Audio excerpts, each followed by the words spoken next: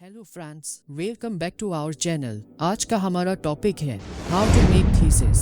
इस वीडियो में हम आपको बताएंगे कि थीसिस कैसे बनाई जाती है। सबसे पहला रहता है टाइटल पेज। किसी भी थीसिस में जिस पर आपका टाइटल का नाम, आपके सुपरवाइजर का नाम, आपके इंस्टीट्यूट का नाम, आपका नाम, ये सारी चीजें आती हैं और किस पर्पस से आपकी थीसिस है।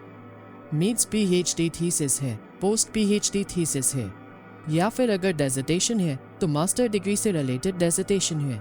वो सारी चीजें आपके फर्स्ट पेज पर आ जाती हैं। सेकंड रहता है सर्टिफिकेट, जिसमें आपके डिक्लेरेशन और सर्टिफिकेट काफ़ी रहते हैं कि आपका जो काम है वो आपका ही ऑथेंटिक काम है, जिसमें आपके सुपरवाइजर और आपके इंस्टीट्यूट के हेड का सिग्नेचर रहते हैं। ये कंफर्म करने के लिए कि ये जो काम है वो प्रॉपर आपका और इस इंस्टीट्यूट के अंतर्गत कराया गया काम है। अब आता है एब्स्ट्रैक्ट। अब एब्स्ट्रैक्ट क्या होता है? जो भी आपका पूरा वर्क है उसका एक जिस्ट होता है, एक समरी होती है एब्स्ट्रैक्ट। इसमें आपके इंट्रोडक्शन, जो वर्क आप कर रहे हैं उसके इंट्रोडक्शन से लेकर प्रोसीजर, टूल्स, फाइंडिंग, यह सारी चीज़ें मिनिमम वर्ड्स जितने आप छोटे वर्ड में लिख सकें उतने में आप लिखते हैं।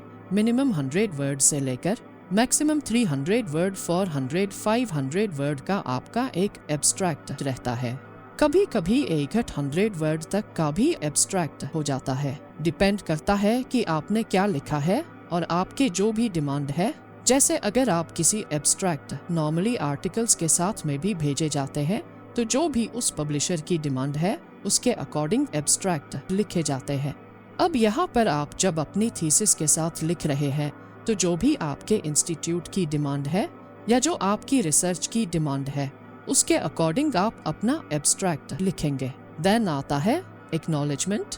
एक्नॉलेजमेंट में आपकी थीसिस राइटिंग के दौरान या आपके रिसर्च के दौरान जिन जिन स्टेक होल्डर्स की आपने हेल्प ली है उन सभी को आप एक्नॉलेजमेंट करते हैं, जिसमें कि आपकी फैमिली, फ्रेंड्स, आपका इंस्टीट्यूट, आपके इंस्टीट्यूट के लाइब्रेरियन, जहाँ पर आपने अपना रिसर्च वर्क कंडक्ट किया, वहाँ के लोग, और जो सैंपल आपने अपने स्टडी में शामिल किया वो लोग, तो जितने भी डिफरेंट लोगों का आपके रिसर्च में सहयोग रहा है आप उन सभी को एक्नॉलेजमेंट करते हैं।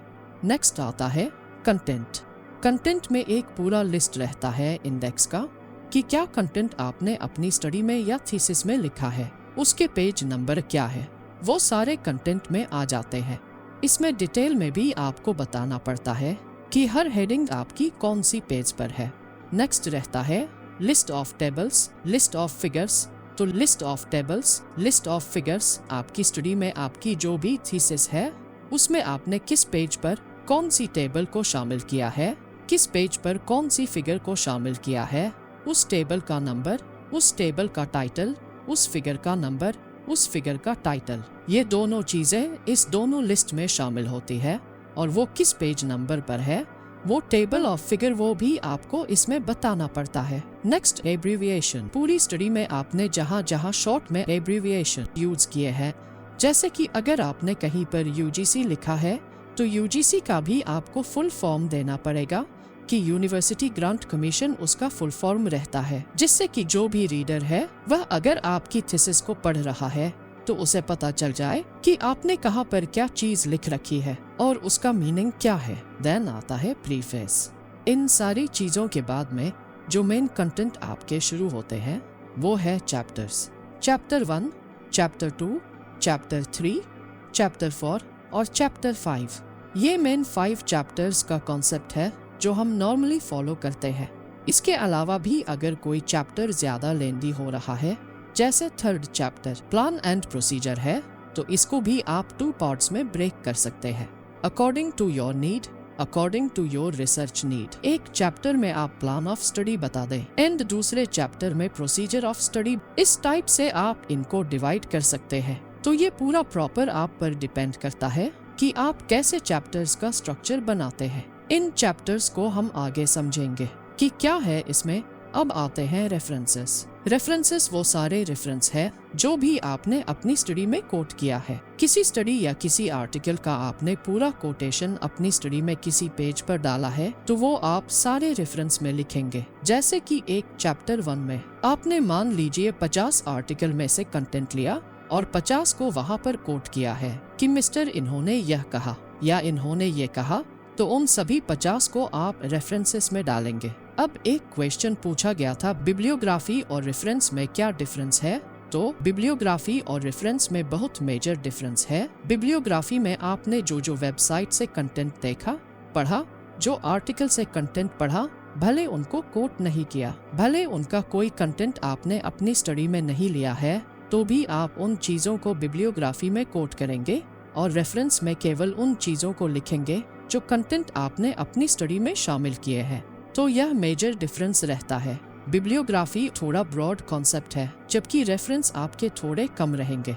बिब्लियोग्राफी में आप 500 से 800 स्टडीज कोट कर सकते हैं जो आपने देखी थी, जबकि रेफरेंस में आप केवल उन्हीं स्टडीज को शामिल करेंगे जिनका नाम आपने अपनी स्टडी में लिखा है या जिनसे कंटेंट आपने अपनी स्टडी में या कोटेशन डाले हैं। देन आ जाता है अपेंडिक्स। इसमें आप पूरा का पूरा जो भी एक्स्ट्रा मटेरियल है जो इन चैप्टर्स में कहीं फिट नहीं हो पाया है, जैसे टूल्स हो गए, तो वो पूरे टूल्स आपके अपेंडिक्स में आ जाते हैं, या फिर आपने कोई कंटेंट क्रिएट किया है वो आप इसमें शामिल करेंगे। आपके ग्लिम्स और जब आपने कोई रिसर्च किया था, कोई एक्सपेरिमेंट कर रहे थे, उस दौरान आपने जो इमेजेस कलेक्ट की, उन सभी को भी आप अपेंडिक्स में शामिल कर सकते हैं। आपने परमिशन ली किसी इंस्टीट्यूट से वहाँ रिसर्च करने की, तो उनका जो परमिशन लेटर है वो आप इसमें अपेंडिक्स में लगा सकते हैं। तो अपेंडिक्स में सारी वो चीजें आ जाएंगी जो जरूरी है आपके स्टडी के लिए, बट किसी भी वजह से चैप्टर्स में शामिल नहीं हो पाई है। तो ये तो था पूरा होल। अब हम 1 to 5 चैप्टर्स के बीच में क्या आता है वो समझते हैं। देखिए, चैप्टर 1 था आपका कॉन्सेप्चुअल फ्रेमवर्क। अब आप यहाँ पर यह चीज और ध्यान रखिएगा कि जो हमने यहाँ हेडिंग्स डाली है उनको लिखने का भी एक विशेष तरीका होता है। जैसे चैप्टर 1 जो है उसकी सारी हेडिंग 1 पॉइंट से शुरू होंगी। 1.1.0 आपका इंट्रोडक्शन हो गया। अब अगली हेडिंग है 2 emergence and justification of the problem. तो ये 1.2 से शुरू हुआ। तो सबसे पहली चीज कॉन्सेप्चुअल फ्रेमवर्क में आपका पूरा इंट्रोडक्शन आ जाएगा। इंट्रोडक्शन में आप जो भी वेरिएबल दिए हैं जो आपकी स्टडी है उसका एक आप भूमिका बनाते हैं। एक बैकग्राउंड से शुरू करके चीजों को देखते हैं, तो वो आपका इंट्रोडक्शन हो गया। इमरजेंस में आप लिखेंगे कि यह जो भी प्रॉब्लम है जिस पर आप स्टडी कर रहे हैं वह इमर्ज कैसे हुई, वो उत्पन्न कैसे हुई। जस्टिफिकेशन में आप लिखते हैं कि जो भी आपने स्टडी की है उसको आप जस्टिफाई करिए। जो भी आप स्टडी करने वाले हैं उसको जस्टिफाई करें कि आप ये रिसर्च क्यों कर रहे हैं। ऐसा इसलिए क्योंकि ऐसी रिसर्च पहले कभी कंडक्ट नहीं हुई है। ऐसा इसलिए कि इस समय जो है वह नीड है दिस काइंड ऑफ रिसर्च की। तो आप प्रॉपर जस्टिफिकेशन देंगे कि अपनी रिसर्च आप क्यों कर रहे हैं। स्टेटमेंट ऑफ द प्रॉब्लम में आपका स्टेटमेंट आ जाएगा। जो भी रिसर्च है वो अब आता है definition of the terms used in the study. जो भी आपने डेफिनेशन यूज की है, जो भी टर्म्स यूज किए हैं अपनी स्टडी में, उन सभी को आप यहाँ पर अपने अकॉर्डिंग डिफाइन करेंगे। नॉर्मली इसको ऑपरेशनल डेफिनेशन भी बोला जाता है। मींस कोई भी टर्म है तो उसका आपकी स्टडी में क्या मतलब है। एक रिसर्चर के पॉइंट ऑफ व्यू से आप उस टर्म से क्या समझते हैं। नेक्स्ट रहता है objective of the study. Objective आपकी स्टडी के उद्देश्य क्या है वो सब आ जाएंगे। इसमें देन आते हैं hypothesis of the study. Objective के बेसिस पर ही हाइपोथेसिस बनाई जाती है, जिसको हिंदी में परिकल्पनाएं बोला जाता है। देन आता है delimitation of the study. Delimitation में आप अपनी स्टडी को डिलिमिट करते हैं कि हमारी रिसर्च यहाँ तक सीमित है। जैसे कि अगर आप कोई एक्सपेरिमेंट कर रहे हैं तो उसके जो भी आप एक्सपेरिमेंट करेंगे वो किसी पर्टिकुलर सिटी तक सीमित है। क्या वो एक्सपेरिमेंट जो आप कर रहे हैं वो किसी पर्टिकुलर रीजन तक सीमित है। अगर आप सर्वे मेथड यूज कर रहे हैं तो क्या सर्वे आपने ऑल ओवर वर्ल्ड पर किया? नहीं, आपने किसी कंट्री के कुछ लोगों पर किया होगा या किसी कंट्री की कुछ स्टेट पर किया होगा। तो वो आप यहाँ डिलिमिट करेंगे कि आपका पॉपुलेशन की लिमिटेशन क्या है, आपके टूल्स की लिमिटेशन क्या है। लिमिटेशन ने आपके पॉपुलेशन को आपने कहाँ तक डिलिमिटेड किया है, आपके टूल्स को आपने कहाँ तक डिलिमिट किया है, वो सारी चीजें आप इसमें बताएंगे। नेक्स्ट आता है methodology of the study. Methodology के अंतर्गत आप बताएंगे कि आपके क्या क्या वेरिएबल थे जो आपने यूज किए हैं। मेथड ऑफ द स्टडी क्या रहा, आपकी स्टडी का डिजाइन ऑफ द स्टडी क्या रहा, सैंपल सिलेक्शन क्या रहा, स्टैटिस्टिकल टेक्निक कौन कौन सी यूज की आपने, जिसमें कि डिस्क्रिप्टिव,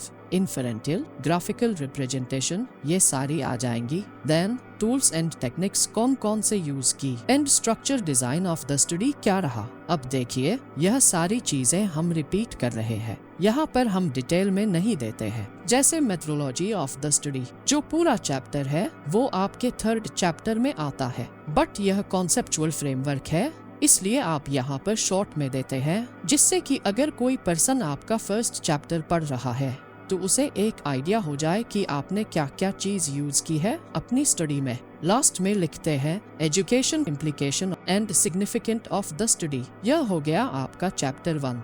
सेकंड है रिव्यू ऑफ रिलेटेड लिटरेचर। इसमें आपके जितने भी आपने स्टडीज पढ़ी हैं उनका रिव्यू आ जाएगा जो आपकी स्टडी से रिलेटेड है।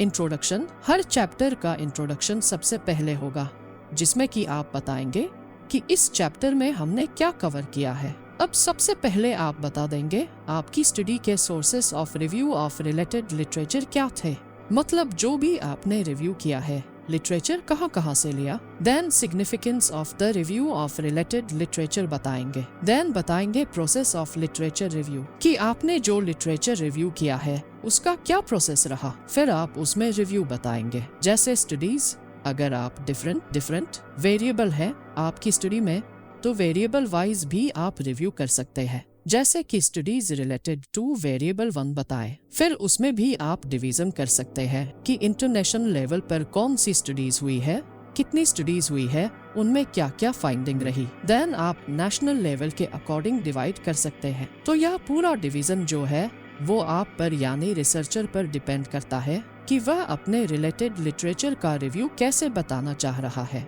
लास्ट में आ जाता है overview of the review of literature, कि आपकी जो भी लिटरेचर रही, रिव्यू रहा, उसका पूरा ओवरव्यू क्या रहा, आपको क्या समझ में आया, एक रिसर्चर के पास में रिव्यू करने से क्या चीजें आई, वो आप यहाँ पर जस्ट उसका बता देंगे। 3rd चैप्टर रहता है planning procedure of the study. इसमें भी आप सबसे पहले इंट्रोडक्शन देंगे कि इसमें क्या क्या कवर किया है। Then method of the study बताएंगे, फिर रिसर्च डिजाइन बताएंगे, देन सैम्पलिंग बताएंगे। सैम्पलिंग में आप डिटेल में बताएंगे कि कौन सी सैंपल टेक्निक यूज की, सैंपल कहाँ से लिया गया, कितने उसमें सैंपल यूनिट थे। देन आप एक्सपेरिमेंटल प्रोसीजर अपना पूरा बताएंगे कि अगर आप एक्सपेरिमेंट कर रहे हैं तो उसकी क्या प्रक्रिया रही। उसके बाद में tools and techniques employ in the study, जो भी आपने टूल्स या टेक्निक्स अपनी स्टडी में शामिल किए हैं उनको बताएंगे। जैसे कि पहला आपने टूल 1 लिया तो उसके बारे में पूरी डिटेल बताएंगे। हम आपको बताते हैं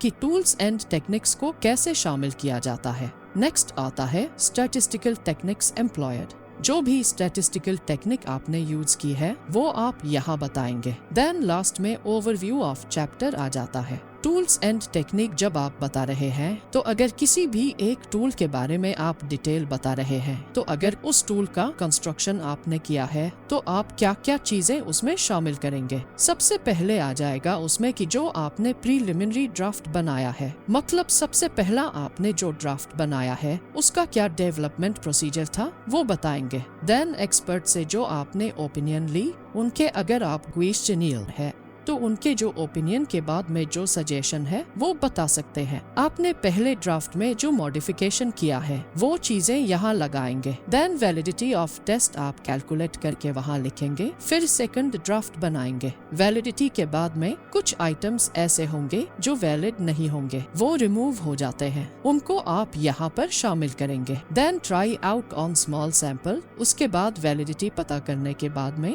आप एक छोटे सैंपल पर अपने टेस्ट को ट्राई आउट करके देखेंगे। वहाँ पर आइटम एनालिसिस करेंगे और जो डिफिकल्ट या जो सही क्वेश्चन नहीं थे उनको फिर से रिमूव करके एक अगेन ड्राफ्ट बनाएंगे। नेक्स्ट उसके बाद में reliability of the test check करेंगे और जो क्वेश्चन रिलायबल नहीं आ रहे थे उन्हें रिमूव करके आप अपना फाइनल ड्राफ्ट बना देंगे। तो यह कुछ स्टेप्स होते हैं एक टूल कंस्ट्रक्शन के, जो कि आपके 3rd चैप्टर में plan and procedure of the study में, जहाँ पर आप टूल के बारे में डिस्कस करेंगे, वहाँ बताएंगे। अगर आप किसी टूल को कंस्ट्रक्ट कर रहे हैं तो बट अगर आपका टूल पहले से कंस्ट्रक्टेड है तो उसकी फुल डिटेल कि उसकी स्केलिंग क्या है, नॉन टेक्निक क्या है, उसकी रिलायबिलिटी वैलिडिटी क्या दे रखा है, वह सारी डिटेल आपकी टूल वाला जो पोर्शन है वहाँ पर आ जाएगी। फोर्थ चैप्टर है analysis and interpretation of data. अब आपने थर्ड चैप्टर जब किया तो वहाँ तक आपने डाटा कलेक्शन कर लिया था। डाटा कलेक्शन करने के बाद में फोर्थ चैप्टर में आप एनालिसिस बताएंगे। उसमें भी थोड़ा डिटेल बता सकते हैं कि डाटा एनालिसिस से पहले प्री रिक्विजिट क्या होती है। जैसे कि आपको डाटा एनालिसिस करने से पहले यह पता होना चाहिए कि आपका डाटा जो है उसमें आप पैरामीट्रिक स्टेटस यूज करेंगे या नॉन पैरामीट्रिक स्टेटस यूज करेंगे। तो उससे पहले आपको अपने डाटा को पता होना चाहिए कि वो नॉर्मली डिस्ट्रीब्यूटेड है या नहीं। अगर पैरामीट्रिक यूज कर रहे हैं तो पैरामीट्रिक टेक्निक यूज करने के जो भी ऑप्शंस हैं उनको फॉलो कर रहे हैं या नहीं कर रहे हैं तो वह आपकी आ जाती है। Pre requisites of data analysis में डेटा एनालिसिस करेंगे। देन उसमें आपको बहुत सारे डिफरेंट पॉइंट्स लिखे हुए हैं जैसे डेमोग्राफिक इंफॉर्मेशन बताएंगे। फिर उसके बाद में ऑब्जेक्टिव वाइज एनालिसिस कर सकते हैं। जितने भी आपके ऑब्जेक्टिव थे उनके अकॉर्डिंग आप एनालिसिस करेंगे। अपने डेटा की एंड लास्ट में ओवरव्यू ऑफ द चैप्टर लिखा जाएगा कि आपके इस पूरे चैप्टर की जिस्ट क्या रही। चैप्टर 5 आता है फाइंडिंग, कंक्लूजन एंड सजेशंस। अब इसमें भी आपका इंट्रोडक्शन से शुरू होता है। चैप्टर 4 के बेसिस पर आपकी फाइंडिंग ऑफ द स्टडी क्या रही वो आप डिटेल में लिखेंगे। कंक्लूजन ऑफ द स्टडी क्या रहा वह डिटेल में लिखेंगे। फिर इसी चैप्टर में लिमिटेशन ऑफ द स्टडी भी आ जाती है। अब यहाँ पर इससे पहले हमने डिलिमिटेशन देखा था। डिलिमिटेशन में आपने अपनी स्टडी को रिसर्च शुरू करने से पहले ही डिलिमिट कर दिया था। बट जो लिमिटेशन है उनमें क्या होता है कि आपने स्टडी कर ली, अब आपकी स्टडी में क्या क्या कमियां रह गई वो आप यहाँ लिमिटेशन ऑफ द स्टडी में बताएंगे कि आपके अकॉर्डिंग यानी रिसर्चर के अकॉर्डिंग इस स्टडी में करने में ये कमियां रह गई। डिलिमिटेशन के अलावा वो यहाँ पर कोट की जाती है। Then education implication of the study कि अगर आप एजुकेशन की फील्ड में कर रहे हैं तो उसके एजुकेशन एप्लीकेशंस क्या रहे वो लिखेंगे। फिर आएगा सजेशंस फॉर फर्दर रिसर्चर्स, जो भी आगे रिसर्च होने वाली है या जो रिसर्चर है उनके लिए आप और क्या सजेशन दे सकते हैं कि इस टाइप की स्टडी को और आगे कैसे फॉलो अप किया जाए। अगर आपको थीसिस राइटिंग के रिगार्डिंग हेल्प चाहिए तो आप हमारी वेबसाइट www.scholarmark.com पर विजिट कर सकते हैं।